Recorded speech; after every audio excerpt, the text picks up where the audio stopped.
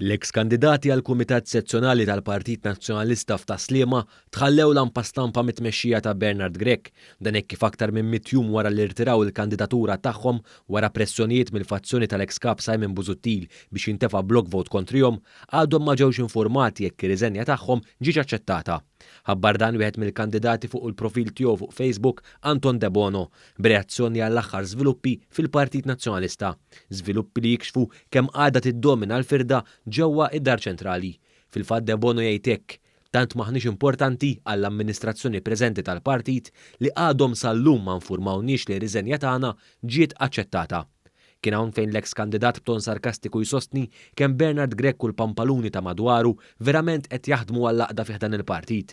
Saħansitra De Bono kompla jgħid kif għall-kap attwali Bernard Grech għalih huma ma jeżistux iżjed. Sirna qisna nies lebrużi għall-partit, ma jridux jafu bina. Temp messaġġ jiebes lejn l-amministrazzjoni kurrenti. L-amministrazzjoni kurrenti hija bħala safar tal-passa, edem u dal-waqt jitwarbu bħalma huma warbu lil ta' qabilhom.